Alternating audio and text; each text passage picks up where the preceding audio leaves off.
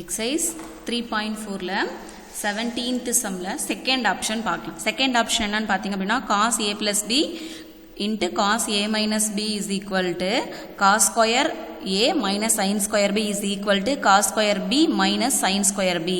So நமக்கு ரெண்டு terms இங்கே ப்ரூஃப் பண்ணுறதா கொடுத்துருக்காங்க. ஸோ நம்ம இது ரெண்டுமே ப்ரூஃபில் கொண்டு வர போகிறோம். ஃபஸ்ட்டு நம்ம என்ன பண்ண போகிறோம், ஃபஸ்ட்டு ஸ்டெப் இதை ப்ரூஃப் கொண்டு வர போகிறோம். அகைன் வந்து இதையும் ப்ரூஃப் கொண்டு வர போகிறோம். ஸோ ஃபஸ்ட்டு நம்ம என்ன பண்ணலாம், நம்மளோட LHS எடுத்து போட்டுக்கலாம். LHS நமக்கு என்னன்னு பார்த்தீங்க அப்படின்னா cos a plus b into cos a minus b இருக்கு. ஸோ இப்போ நமக்கு காசோட ஐடென்டிட்டி தெரியும், cos alpha plus beta, cos alpha minus beta. So அந்த ஐடென்டிட்டி நம்ம என்ன பண்ண போகிறோம், யூஸ் பண்ணிவிட்டு cos alpha plus beta, cos a plus b, இப்போ cos a cos b minus sin a sin b.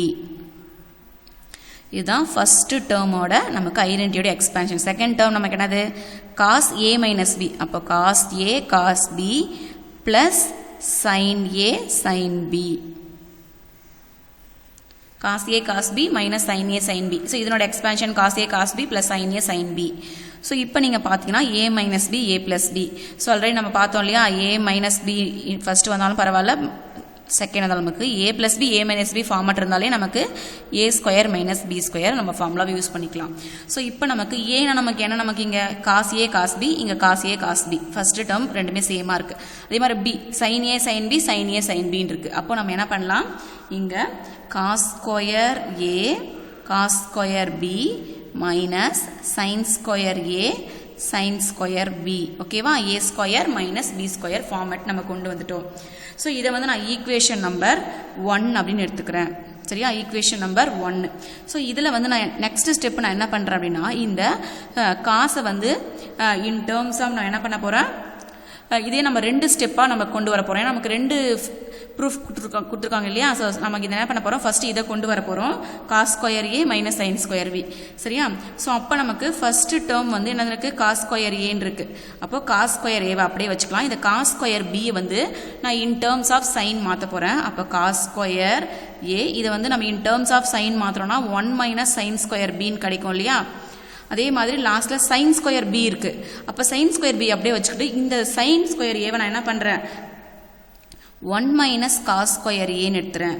ஓகேவா, ஸோ ப்ராக்கெட்டுக்கு வெளில என்ன இருக்குது, சைன் ஸ்கொயர் பின்னு இருக்குது. ஸோ இப்போ இந்த காஸ் ஸ்கொயர் ஏ உள்ளே கொண்டு போங்க, cos square A minus cos square A sine square பின்னு வரும்.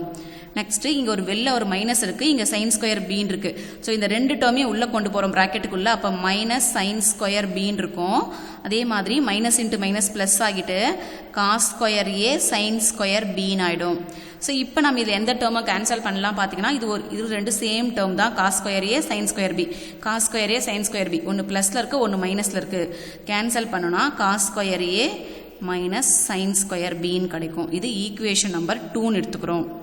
சரியா, நெக்ஸ்ட்டு இது ஈக்குவேஷன் நம்பர் 1 எடுத்துங்களா. இப்போ இந்த ஈக்குவேஷன் நம்பர் 1ல இருந்து நான் என்ன பண்ணுறேன்னா செகண்ட் ப்ரூஃபை கொண்டு வர போகிறேன் ஈக்குவேஷன் நம்பர் 1லேருந்து. ஸோ ஈக்குவேஷன் நம்பர் 1 என்ன, நமக்கு cos square A cos square B minus sine square A sine square B. இப்போ நமக்கு லாஸ்ட் நமக்கு என்ன ப்ரூஃப் இருக்குது, காஸ் ஸ்கொயர் பி இருக்குது, சைன் ஸ்கொயர் ஏன் இருக்கும். ஓகேவா, சைன் ஸ்கொயர் ஏன் இருக்கும். அப்போ இங்கே நம்ம சைன் ஸ்கொயர் ஏவை கொண்டு வரணும் அப்படின்னா, சாரி இங்கே இல்லை, இங்கே இந்த ஃபார்முலாவில் மட்டும்தான் cos square B minus sine square A. So இது நம்ம வந்து ஈக்குவேஷன் நம்பர் 1 கண்டுபிடிச்சோம் இல்லையா. இப்போ வந்து நமக்கு இதில் சைன் ஸ்கொயர் ஏவும் காஸ் ஸ்கொயர் பியும் நமக்கு ப்ரூஃபில் கொண்டு வர போகிறதுனால இதை அப்படியே வச்சுக்கிட்டு இன் டேர்ம்ஸ் ஆஃப் இந்த காஸ் ஸ்கொயர் ஏவை இன் டேர்ம்ஸ் ஆஃப் சைனாக மாற்றிட்டேன் அப்படின்னா சைன் ஸ்கொயர் ஏன்னு கிடைக்கும். ஸோ இதுதான் நான் இதை நான் சேஞ்ச் பண்ணியிருக்கேன், வெளில காஸ் ஸ்கொயர் பின்னு இருக்குது. அதே மாதிரி நமக்கு சைன் ஸ்கொயர் ஏ வந்து நமக்கு ப்ரூஃபில் இருக்கிறதுனால அப்படியே வச்சுப்போம். இதை வந்து 1 மைனஸ் காஸ் ஸ்கொயர் பின்னு மாற்றிக்கிறேன். சரியா, ஸோ இப்போ நமக்கு இந்த காஸ் ஸ்கொயர் பியை உள்ளே கொண்டு வாங்க. அப்போ காஸ் ஸ்கொயர் பின்னு கிடைக்கும்.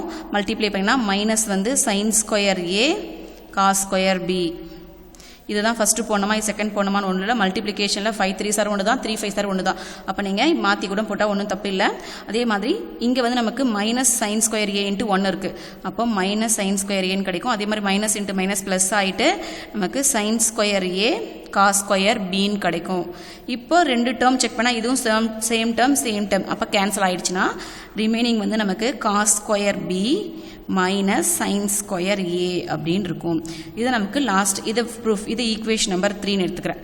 ஸோ இப்போது நமக்கு ஃப்ரம் ஈக்குவேஷன் 2 and 3 நம்ம என்ன பண்ணோம், இதுலேருந்து கொண்டு வந்துட்டோம்.